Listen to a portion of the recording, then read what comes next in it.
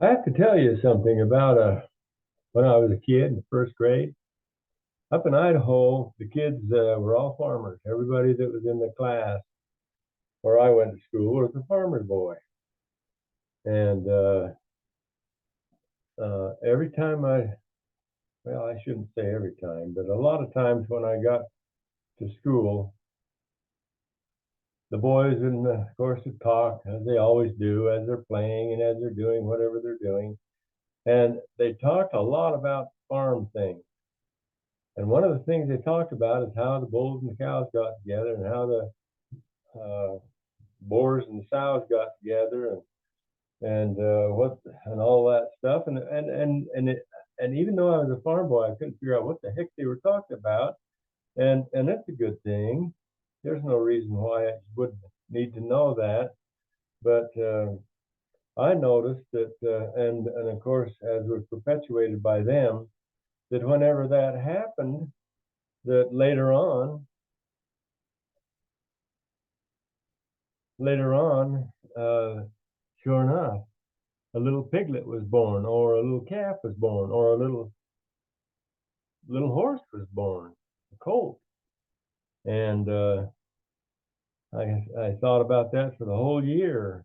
Finally, I said, I there was something that just bothered me. I just had to know.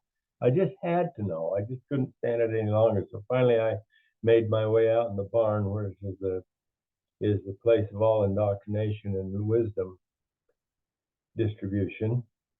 And I went out there, and my dad was milking the cow as usual.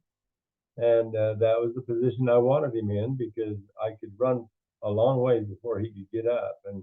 And I was really awkward about this situation. And finally, I said, I walked in there and I was just all grins and smiles, just it was an embarrassed grin, and then I was just nervous.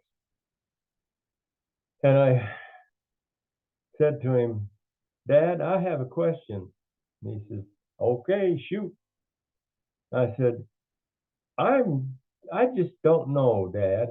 If bulls and cows get together and they have a calf, and a horse, a stallion, and a mare get together and they have a colt, and a boar and a sow get together and they have a little piglet, how come people don't?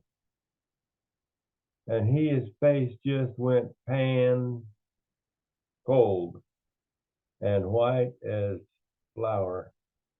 And he looked up at me and he said, Son, and I was still grinning and going from foot to foot. He said, Son, this is very, very serious stuff. And I thought, oh, crap, what have I got myself into now? And he continued looking at me, and pretty soon I felt like I was the only one in the classroom, and I'd messed my pants and couldn't find a graceful way out. It was awful. And finally, I turned back to him and looked at him with my face pan uh, cold and white as a sheet. And he looked right square into my eyes and he says, They do. That was my birds and the bees moment. That's the only time he ever talked to me about that kind of thing.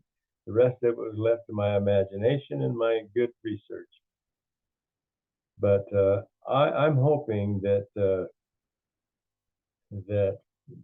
for most kids anyway, that it comes just a little bit smoother than that.